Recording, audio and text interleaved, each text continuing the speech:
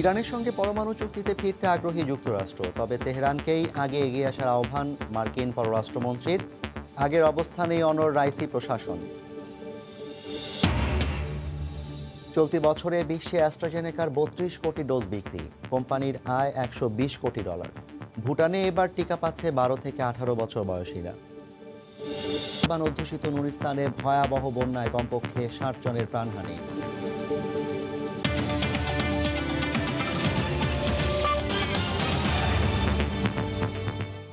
আন্তর্জাতিক সময়ের সঙ্গে আছি আমি জাফর সাদিক।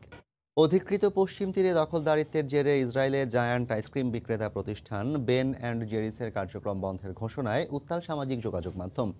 এমনকি আইসক্রিম বিক্রি বন্ধ করা নিয়ে জাতিসংঘ নিরাপত্তা পরিষদেও তুমুল বাকযুদ্ধে লিপ্ত হয়েছেন ইসরায়েল ও ফিলিস্তিনের প্রতিনিধিরা। অধিকৃত পশ্চিম তীরে ইসরায়েলের দখলদারিত্ব ক্রমেই বাড়ছে। বিশ্ব সম্প্রদায় এর বিরোধিতা করলেও কার্যকর কোনো ব্যবস্থা নিতে পারেনি কেউই। তবে গত সপ্তাহেই ব্রিটিশ বহুজাতিক পণ্য উৎপাদনকারী প্রতিষ্ঠান বেন অ্যান্ড জেরিস দখলকৃত বসতিতে আইসক্রিম বিক্রি না করার ঘোষণা দিয়েছে। স্বাভাবিকভাবেই ফিলিস্তিনিরা স্বাগত জানালেও এই সিদ্ধান্তকে ইহুদি বিদ্বেষী বলে আখ্যা দিয়েছে ইসরায়েল। ইসরায়েলে বেশ জনপ্রিয় বেন অ্যান্ড জেরিসের আইসক্রিম বিক্রি বন্ধ করা নিয়ে সামাজিক যোগাযোগ মাধ্যমে এরই মধ্যে ফিলিস্তিনের স্বাধীনতাপন্থী ও ইসরায়েলিদের মধ্যে ভার্চুয়াল যুদ্ধ শুরু হয়েছে। বিভিন্ন উৎসব ও জাতীয় দিনে ভিন্ন ভিন্ন বিশেষ স্বাদের আইসক্রিম না পাওয়ার ক্ষোভ ছাড়ছেন ইসরায়েলিরা। এরই মধ্যে তারা বেন অ্যান্ড জেরিস বয়কটেরও ডাক দিয়েছেন। সুপারমার্কেটগুলো থেকে সরিয়ে ফেলা হয়েছে ব্রিটিশ এ ব্র্যান্ডের আইসক্রিম। আইসক্রিম বিক্রি বন্ধ নিয়ে ইসরায়েল ফিলিস্তিন বাকযুদ্ধ কেবল সামাজিক যোগাযোগ মাধ্যমেই সীমাবদ্ধ নয়, জাতিসংঘের নিরাপত্তা পরিষদেও পৌঁছে গেছে এটি। নিউ ইয়র্কে পরিষদের বৈঠকে কথার যুদ্ধে লিপ্ত হন জাতিসংঘে নিযুক্ত ফিলিস্তিন ও ইসরায়েলের স্থায়ী প্রতিনিধি। বেন অ্যান্ড জেরিসের সিদ্ধান্তকে স্যালুট জানাই। এ বিষয়ে আমাদের আরও পদক্ষেপ নেওয়া উচিত এবং একই সঙ্গে নিরাপত্তা পরিষদের প্রস্তাবনাকেও সম্মান জানানো উচিত। বিশ্বের সবচেয়ে বাজেভাবে মানবাধিকার লঙ্ঘনকারী ইরান ও সিরিয়ার মতো দেশের বিরুদ্ধে নিরাপত্তা পরিষদ ব্যবস্থা নিতে ব্যর্থ হয়েছে। ইউনিলিভার ও বেন অ্যান্ড জেরিসের ইসরায়েল বয়কট কার্যক্রমের বিষয়ে একটি শব্দও করবে না পরিষদ। এতে আমরা অবাক নই। বাস্তবে ইসরায়েলে ব্যবসা চালানোর মতো নৈতিক অবস্থান হারিয়েছে তারা।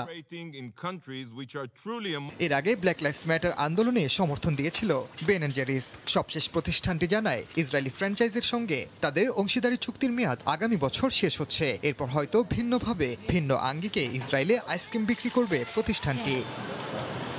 ওমর ইনান, সময় সংবাদ। ইরানের সঙ্গে পরমাণু চুক্তিতে ফিরতে আগ্রহী যুক্তরাষ্ট্র, তবে ইরানকেই এগিয়ে আসতে হবে বলে জানান মার্কিন পররাষ্ট্রমন্ত্রী অ্যান্টনি ব্লিংকেন। একই সঙ্গে ইরানের সঙ্গে সমঝোতা প্রক্রিয়া চালিয়ে যাওয়ার কথাও জানান তিনি। 2018 সালে সাবেক মার্কিন প্রেসিডেন্ট ডোনাল্ড ট্রাম্পের আমলে ইরানের সঙ্গে পারমাণবিক চুক্তি থেকে বেরিয়ে যায় যুক্তরাষ্ট্র। এবার চুক্তিটি পুনরুজ্জীবিত করতে তেহরানকে আহ্বান জানিয়েছে ওয়াশিংটন। বৃহস্পতিবার কুয়েত সফরের সময় এই আহ্বান জানান মার্কিন পররাষ্ট্রমন্ত্রী অ্যান্টনি ব্লিংকেন। মার্কিন প্রেসিডেন্ট জো বাইডেন দায়িত্ব নেওয়ার পর থেকেই বিষয়টি নিয়ে আলোচনা চালিয়ে যাচ্ছে যুক্তরাষ্ট্র। তবে এর আগের আলোচনায় তেমন কোনো অগ্রগতি চোখে পড়েনি। আমাদের পুরোপুরি আস্থা রয়েছে আমরা জেসিপিওর সাথে পারমাণবিক চুক্তিতে ফিরতে পারব। এই চুক্তি নিয়ে অনির্দিষ্টকাল আলোচনা চলতে পারে না। তবে চুক্তিতে ফিরতে ওয়াশিংটন প্রস্তুত থাকলেও ইরানের ওপরই সিদ্ধান্তের অনেকটাই নির্ভর করছে। 2015 সালে যুক্তরাষ্ট্র, যুক্তরাজ্য, চীন, রাশিয়া, ফ্রান্স ও জার্মানির সঙ্গে ইরানের একটি পারমাণবিক চুক্তি স্বাক্ষরিত হয়। চুক্তিতে তেহরানের ইউরেনিয়াম সমৃদ্ধকরণ কমিয়ে আনার প্রস্তাব করা হয়, কিন্তু পরবর্তীতে এই চুক্তি থেকে সরে এসে ট্রাম্প ইরানের ওপর অর্থনৈতিক নিষেধাজ্ঞা পুনর্বহাল করেন। তেহরান চলতি বছর স্বল্প পরিমাণে ইউরেনিয়াম উৎপাদন করেছে, যা 2015 সালের চুক্তির লঙ্ঘন। সে সময় ইউরেনিয়াম উৎপাদন সংক্রান্ত সব তৎপরতায় নিষেধাজ্ঞা দেওয়া হয়েছিল। এদিকে ইরানের নবনির্বাচিত প্রেসিডেন্ট বারবারই বলেছেন চুক্তিতে ফেরার আগে ওয়াশিংটনকে আগের আরোপিত নিষেধাজ্ঞা প্রত্যাহার করে নিতে হবে। জান্নাতুল সাদিয়া, সময় সংবাদ। আন্তর্জাতিক সময় আরও থাকছে। বিশ্ব ঐতিহ্য তালিকায় ভারতের গুজরাটের ইন্দাস ভ্যালি। বারবার আবেদন করেও হুমকির তালিকা থেকে অস্ট্রেলিয়ার গ্রেট ব্যারিয়ার রিফকে বাদ দেয়নি ইউনেস্কো।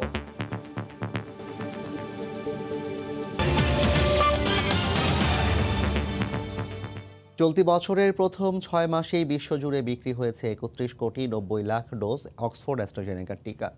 করোনা নিয়ন্ত্রণে অক্সফোর্ড বিশ্ববিদ্যালয়ের সঙ্গে যৌথভাবে এই টিকা উদ্ভাবন করে দেশটি। টিকা বিক্রি করে অ্যাস্ট্রাজেনেকা আয় করেছে $120 কোটি।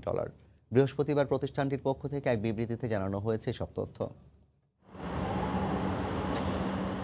যুক্তরাজ্য সহ বিশ্বের অনেক দেশে টিকা কার্যক্রম এগিয়ে নিতে অক্সফোর্ড বিশ্ববিদ্যালয় ও অ্যাস্ট্রাজেনেকার উদ্ভাবিত করোনার টিকা গুরুত্বপূর্ণ ভূমিকা রাখছে। কোভিশিল্ড ও ভ্যাক্স জেভরিয়া এই দুটো নামে বিশ্বের বিভিন্ন দেশে অ্যাস্ট্রাজেনেকার টিকা বিক্রি হচ্ছে। চলতি বছরের প্রথম 6 মাসে শুধু ইউরোপের বাজারেই টিকা বিক্রি করে $57,20,00,000 আয় করেছে প্রতিষ্ঠানটি।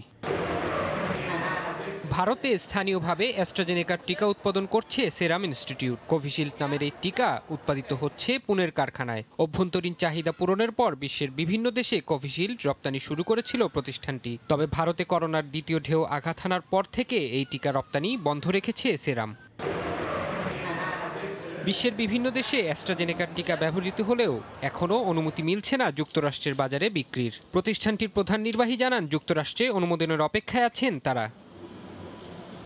অ্যাস্ট্রাজেনেকার টিকার গড় মূল্য $3.7, যা করোনার অন্যান্য টিকার তুলনায় কম। ফলে বিশ্বের বিভিন্ন দেশে এ টিকার চাহিদা রয়েছে। এরই মধ্যে 170টি দেশ এ টিকা ব্যবহারের অনুমোদন দিয়েছে। আবার পার্শ্ব প্রতিক্রিয়া দেখা দেয়ায় বেশ কিছু দেশে এর ব্যবহার বন্ধ রাখা হয়েছে। গেল বছর মহামারীর শুরুর দিকে টিকা আবিষ্কারের জন্য অক্সফোর্ড বিশ্ববিদ্যালয়ের সঙ্গে যৌথভাবে কাজ করতে সম্মত হয় অ্যাস্ট্রাজেনেকা। চলতি বছরের প্রথম 6 মাসে $120 কোটি আয় করেছে প্রতিষ্ঠানটি। ফারহাদ চৌধুরী, সময় সংবাদ। করোনা ভ্যাকসিন গ্রহণকারীদের অর্থ সহায়তা দিতে স্থানীয় কর্তৃপক্ষের প্রতি আহ্বান জানিয়েছেন মার্কিন প্রেসিডেন্ট জো বাইডেন। এছাড়া ফেডারেল কর্মীদের টিকা গ্রহণ বাধ্যতামূলক করা, নিয়মিত পরীক্ষা নিরীক্ষা, মাস্ক পরা সহ ভ্রমণ নিষেধাজ্ঞার ক্ষেত্রে নতুন নিয়ম প্রণয়নেরও নির্দেশ দিয়েছেন তিনি। প্রায় 33 কোটি মানুষের বসবাস যুক্তরাষ্ট্রে। তবে এ পর্যন্ত কেবল 16 কোটি মানুষ করোনার টিকা নিয়েছেন। ভ্যাকসিন আবিষ্কারের পর থেকেই দেশটির বাসিন্দাদের টিকা নেয়ার ব্যাপারে অনীহা ছিল। বর্তমানে ডেল্টা ভ্যারিয়েন্টে ফের সংক্রমণের সংখ্যা থাকলেও মার্কিনীদের টিকা নেয়ার আগ্রহ বাড়েনি। দেশটির নাগরিকদের আগ্রহী করতে টিকার বিনিময়ে অর্থ দেওয়ার আহ্বান জানিয়েছেন মার্কিন president Joe Biden. I'm calling on all states and local governments to use funding they have received, including from the American Rescue Plan, to give $100 to anyone who gets fully vaccinated.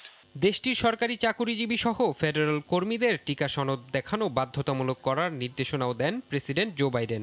কোনো কর্মচারীর টিকা সনদ না থাকলে তাকে সপ্তাহে অন্তত একবার করতে হবে করোনা পরীক্ষা। এছাড়া টিকা না নেওয়া ব্যক্তিদের ভ্রমণের ওপরও আরোপ করা হবে নিষেধাজ্ঞা।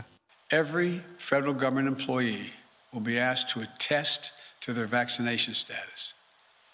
Anyone who does not attest or is not vaccinated will be required to mask no matter where they work, test 1 or 2 times a week to see if they've acquired COVID, socially distance, and generally will not be allowed to travel for work. Every day, more businesses are implementing their own vaccine mandates. And the Justice Department has made it clear that it is legal to require COVID-19 vaccines.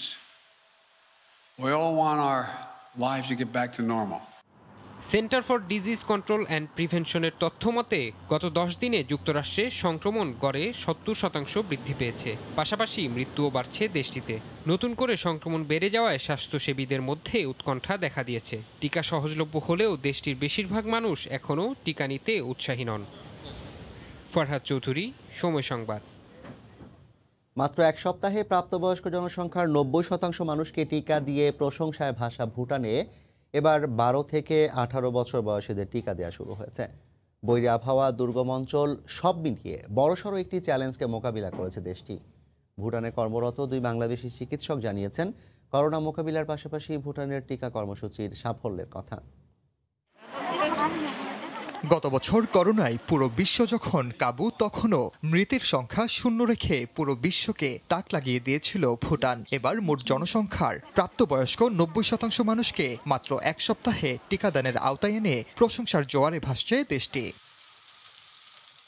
উঁচু নিচু পাহাড়ি দুর্গম পথ, বৈরী আবহাওয়া, টিকা সংরক্ষণ ও বিতরণ চ্যালেঞ্জের মতো নানা প্রতিকূলতা সত্ত্বেও মাত্র 7 দিনে 4,80,000 মানুষকে করোনার টিকার আওতায় আনতে সক্ষম হয়েছে ছোট এই দেশটি। দুর্গম এলাকায় হেলিকপ্টার দিয়ে টিকা পৌঁছে দেয়া কিংবা স্বেচ্ছাসেবীদের মাধ্যমে পাহাড়ি অঞ্চলে জনে জনে টিকা দেয়া কোনো চেষ্টায় বাদ রাখেনি ভুটান। প্রাপ্তবয়স্কদের টিকাদানের পর এবার শিশু, প্রতিবন্ধীদেরও টিকার আওতায় আনতে চায় ভুটান সরকার। দেশটিতে করোনা মোকাবেলায় সম্মুখ সারির যোদ্ধাদের মধ্যে অন্যতম বাংলাদেশি এই চিকিৎসক জানালেন ভুটানের টিকাদানের সাফল্যের রহস্য। ভুটানের লোক সংখ্যা কম, এটা একটা কারণ। মাস ভ্যাকসিনেশন শেষ হওয়ার পর স্বাস্থ্যকর্মীরা এখন বাড়ি বাড়ি যাচ্ছে ভ্যাকসিন দেওয়ার জন্য, যেখানে বয়স্ক লোক অথবা যারা চলাচল করতে পারে না এরকম মানুষজনকে ভ্যাকসিন দেওয়ার জন্য।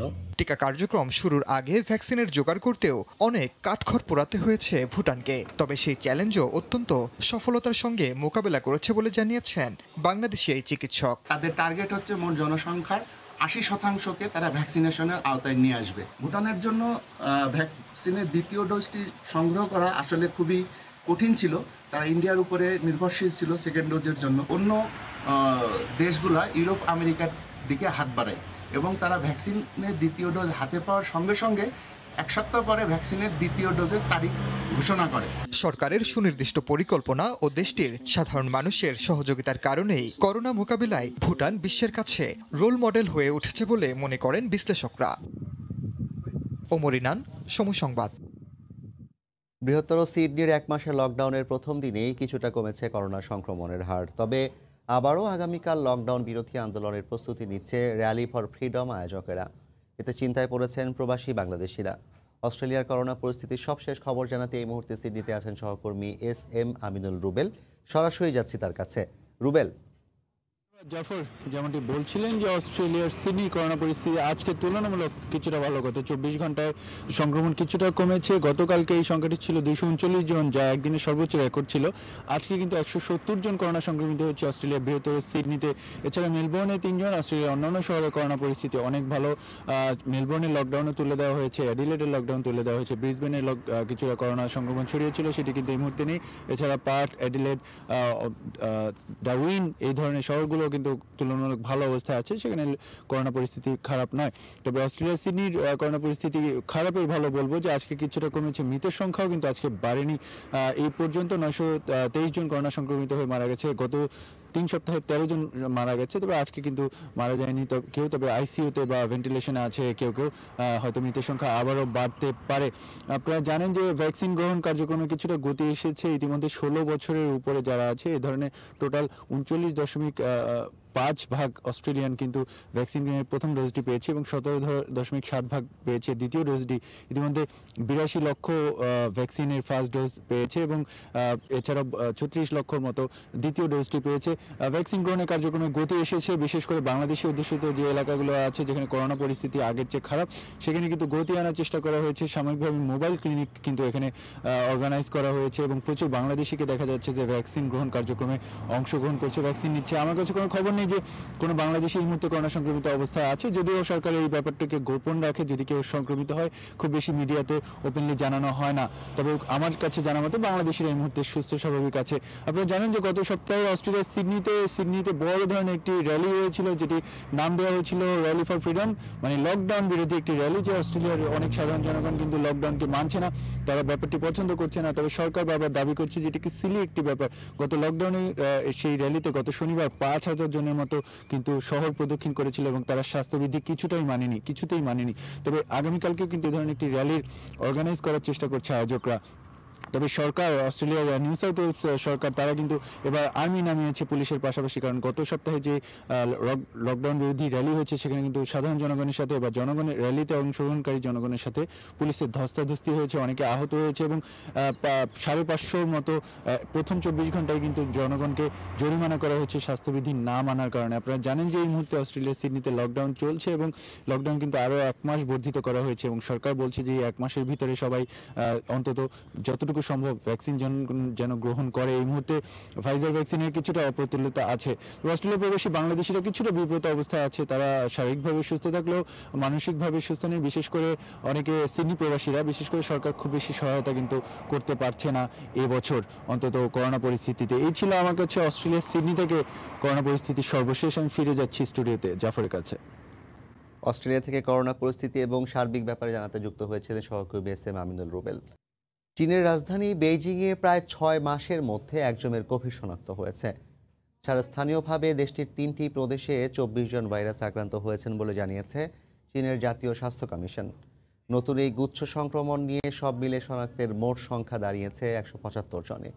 1 বছরেরও বেশি সময় ধরে শনাক্তের সংখ্যা কম থাকা ও প্রাত্যহিক জীবন সচল হয়ে আসার পর এই এলাকাগুলোতে এখন আবার ভাইরাসের অস্তিত্বে উদ্বেগ প্রকাশ করেছে দেশটির সরকার।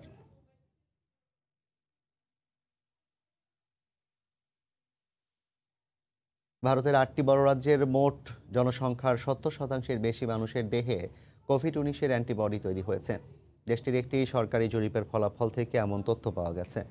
বুধবার প্রকাশিত ওই জরিপের প্রতিবেদনে বলা হয়, মহামারীর দ্বিতীয় ঢেউয়ে বিপর্যয়ের সময় ওইসব রাজ্যে সরকারি হিসাবের চেয়ে অনেক বেশি বাসিন্দা করোনায় সংক্রমিত হয়।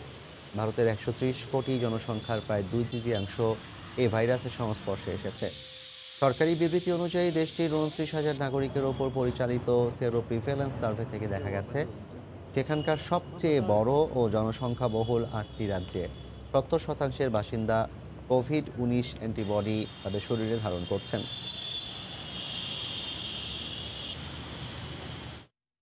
আন্তর্জাতিক সময় আরও থাকছে। সুইডেনে গ্রীষ্মের শেষ সময়েও আনন্দ ভাগাভাগিতে ব্যস্ত প্রবাসী বাংলাদেশিরা। অনেকেই তাঁবু খাটিয়ে একদিনের আবাস গড়েন গহীন অরণ্যে। ফ্রান্স সহ ইউরোপের অনেক দেশেই চতুর্থ ধাপে করোনার ডেল্টা ভ্যারিয়েন্টে আক্রান্তের সংখ্যা প্রতিদিনই বাড়ছে। আগের ধাপগুলোতে বয়স্করা বেশি আক্রান্ত হলেও এখন তরুণ এমনকি শিশুরাও আক্রান্ত হচ্ছেন। ফ্রান্সে স্বাস্থ্য পাস সংক্রান্ত আইন পাশ হয়েছে, আসছে চূড়ান্ত ঘোষণা। প্যারিস থেকে বিস্তারিত জানিয়েছেন লুৎফুর রহমান বাবু। ফ্রান্স সহ ইউরোপের অন্যান্য দেশে করোনার নতুন ডেল্টা ভেরিয়েন্টে সংক্রমণের হার এখন প্রতিদিনই বেড়ে চলেছে। ফ্রান্সে একদিনে আক্রান্ত হয়েছেন 28,000-এরও বেশি মানুষ, আর হাসপাতালে ভর্তি আছেন 7,000। হাসপাতালের আইসিইউতে ভর্তি রয়েছেন 1,000-এরও বেশি মানুষ। তবে এই সংখ্যা এখন প্রতিদিনই বাড়ছে। ফ্রান্সের বর্তমান করোনা পরিস্থিতিকে চতুর্থ ধাপ হিসাবে বিবেচনা করা হচ্ছে। তবে প্রথম এবং দ্বিতীয় ধাপে বয়স্করা বেশি আক্রান্ত হলেও এই ধাপে এসে তরুণরা যেমন আক্রান্ত হচ্ছেন, তেমনি শিশুরাও আক্রান্ত হচ্ছেন। আগে কিন্তু খুব রেয়ার আমরা শুনতাম যে বেবিরা কোভিডে ইফেক্টেড হয় না, বাট বাস্তবে আমরা দেখতে পেলাম যে এবার 4 স্টেপে এসে কোভিডে আমার বেবি আক্রান্ত ছিল। এখন মোটামুটি আমরা সবাই আক্রান্ত ছিলাম। ফ্রান্সে দীর্ঘ আলোচনা আর বিতর্কের পর স্বাস্থ্য পাস সংক্রান্ত আইন পাশ হয়েছে, যার চূড়ান্ত রূপ জানা যাবে আগামী 5 আগস্ট, আর তা কার্যকর হবে 9 আগস্ট থেকে। আমাদের সবারই ভ্যাকসিন দেওয়া উচিত এবং এটা খুবই জরুরি। যদি আমরা ভ্যাকসিন না দিই তাহলে হয়তো আমাদের এই ফ্রান্সে যে চতুর্থ ধাপের যে আবার মহামারী শুরু হয়েছে, অনেক বড় ধরনের মহামারী হতে পারে। সেটা হয়তো প্রথম, দ্বিতীয় ধাপ, তৃতীয় ধাপ চলে ছাড়িয়ে যেতে পারে। গত 21 জুলাই থেকে ফ্রান্সের সিনেমা, মিউজিয়াম ও কালচারাল ভেন্যুতে প্রবেশের ক্ষেত্রে স্বাস্থ্য পাস প্রদর্শন বাধ্যতামূলক করা হয়েছে। আর আগামী 5 আগস্টের চূড়ান্ত ঘোষণায় বার, রেস্টুরেন্ট সহ ফ্রান্সের অনেক স্থানে প্রবেশের ক্ষেত্রে এই স্বাস্থ্য পাস প্রদর্শন বাধ্যতামূলকের ঘোষণা আসার কথা রয়েছে। চতুর্থ ধাপে এসে ফ্রান্স সহ ইউরোপের অনেক দেশেই এখন করোনা সংক্রমণ ঊর্ধ্বগতি, আর তাই সবাইকে সাবধান ও সতর্ক থাকার পরামর্শ দিয়েছেন সংশ্লিষ্টরা। মোহাম্মদ লুৎফর বাবু, সময় সংবাদ, প্যারিস। কুয়েতে করোনা পরিস্থিতি অনেকটাই স্বাভাবিক হয়ে আসায় সব ধরনের বাণিজ্যিক প্রতিষ্ঠান ও শপিং মল রাত 8টার পরিবর্তে রাত 11টা পর্যন্ত খোলা রাখার সিদ্ধান্ত নিয়েছে কুয়েত সরকার। এমন উদ্যোগে খুশি সেখানকার প্রবাসী বাংলাদেশি ব্যবসায়ীরা। শরীফ মোহাম্মদ মিজানুর রহমানের তথ্য, ছবিতে রিপোর্ট। কুয়েতে এখন অনেকটাই নিয়ন্ত্রণে করোনা পরিস্থিতি, তাই সব ধরনের বাণিজ্যিক প্রতিষ্ঠান, শপিং মল রাত 8টার পরিবর্তে 11টা পর্যন্ত খোলার ঘোষণা দিয়েছে দেশটির সরকার। এতে সরকারের সময়োপযোগী এমন পদক্ষেপে খুশি দেশটির প্রবাসী বাংলাদেশি ব্যবসায়ীরা। 11টা পর্যন্ত খোলা রাখা যাবে দোকানপাট, সেজন্য বিজনেসের জন্য ভালো। আরেকটি কথা হলো সবাই কুয়েতের আইন সবাই মেনে চলবেন। অত্যন্ত খুশি, আনন্দিত। কুয়েত সরকারকে ধন্যবাদ। এখন হয়তো আমাদের ব্যবসা বাণিজ্য আগের চেয়ে ভালো হবে আলহামদুলিল্লাহ। আর আমরা যাতে সবাই স্বাস্থ্যবিধি মেনে চলি। তবে স্থানীয় গণমাধ্যমের বরাতে জানা যায়, করোনা প্রতিরোধে স্বাস্থ্য মন্ত্রণালয়ের নির্দেশে আগামী 1 আগস্ট পর্যন্ত সব ধরনের জনসমাবেশ ও সামাজিক অনুষ্ঠানের ওপর নিষেধাজ্ঞা রয়েছে। আগামী 10 আগস্ট পর্যন্ত বাংলাদেশ, পাকিস্তান, ভারত, শ্রীলঙ্কা ও নেপালের সাথে বিমান চলাচল বন্ধ রাখার ঘোষণাও দিয়েছে কুয়েত সিভিল এভিয়েশন। তবে মরক্কো ও মালদ্বীপের সাথে সরাসরি ফ্লাইট চালুর সিদ্ধান্ত নিয়েছে কর্তৃপক্ষ। সময় সংবাদ, কুয়েত। সুইডেনে গ্রীষ্মের ছুটি প্রায় শেষের পথে।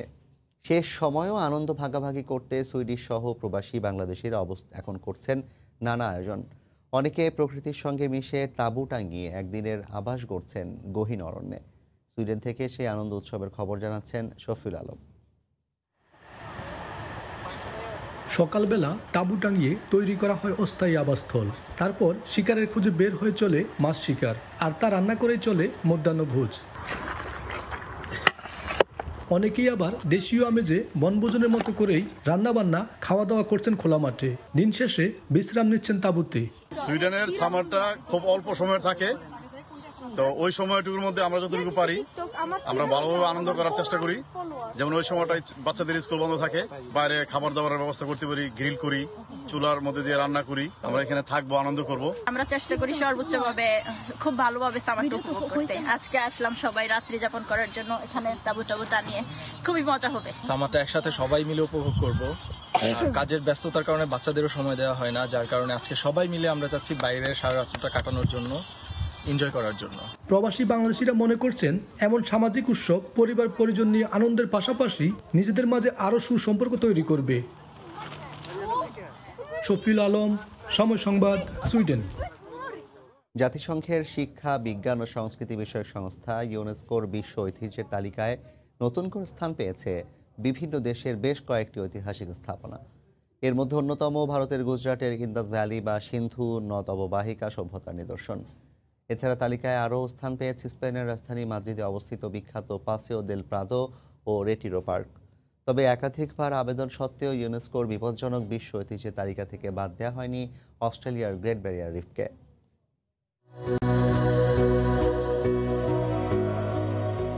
ঐতিহাসিক গুরুত্ব বিচারে বিশ্বের বিভিন্ন প্রত্নতাত্ত্বিক ও প্রাকৃতিক নিদর্শনকে বিশ্ব ঐতিহ্যের অংশ হিসেবে স্বীকৃতি দিয়ে থাকে জাতিসংঘের শিক্ষা, বিজ্ঞান ও সংস্কৃতি বিষয়ক সংস্থা ইউনেস্কো। এরই ধারাবাহিকতায় এবার এ তালিকায় নতুন করে যুক্ত হয়েছে বিশ্বের বিভিন্ন দেশের বেশ কিছু ঐতিহাসিক স্থান।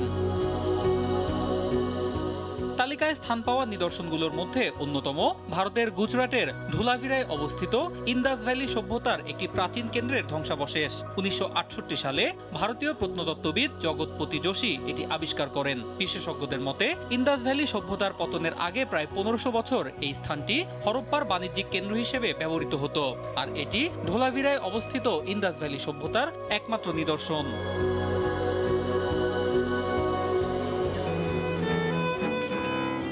বিশ্ব ঐতিহ্যের তালিকায় স্থান পাওয়া আরও একটি ঐতিহাসিক নিদর্শন স্পেনের রাজধানী মাদ্রিদের পাসেও দেল প্রাদো এবং রেটিরো পার্ক। প্রাকৃতিক সৌন্দর্যমণ্ডিত বিখ্যাত এই স্থান দুটি মাদ্রিদের অন্যতম পর্যটন কেন্দ্র। দেশটির বিখ্যাত জাদুঘরটির অবস্থানও এই দেল প্রাদোতে। অন্যদিকে নৈসর্গিক সৌন্দর্যের লীলাভূমি রেটিরো পার্কের পাশ দিয়ে বয়ে চলেছে সুবিশাল লেক, যা পর্যটকদের অন্যতম আকর্ষণের কেন্দ্রবিন্দু। তবে বিশ্ব ঐতিহ্যের তালিকা হালনাগাদ হলেও বিপজ্জনক বা ঝুঁকিপূর্ণ বিশ্ব ঐতিহ্যের তালিকা থেকে এবছরও বের হয়ে আসতে পারেনি অস্ট্রেলিয়ার গ্রেট ব্যারিয়ার রিফ। দেশটির সরকারের পক্ষ থেকে একাধিকবার আবেদন করা হলেও সেখানকার জীববৈচিত্র্য এবং পানির মানের উল্লেখযোগ্য উন্নতি না হওয়ায় এখনও ওই তালিকায় রয়েছে বিখ্যাত এই স্থানটি। অন্যয় কর্মকার, সময় সংবাদ। জানিয়ে দিচ্ছে আন্তর্জাতিক সময়ের শিরোনামগুলো। দখলদারিত্বের জেরে ইসরায়েলে আইসক্রিম বিক্রি বন্ধের ঘোষণা বেন অ্যান্ড জেরিসের। উত্তাল সামাজিক মাধ্যম। নিরাপত্তা পরিষদে তুমুল বাকযুদ্ধে ইসরায়েল ফিলিস্তিন। এই ছিল আন্তর্জাতিক সময়ের সঙ্গে থাকুন সময়।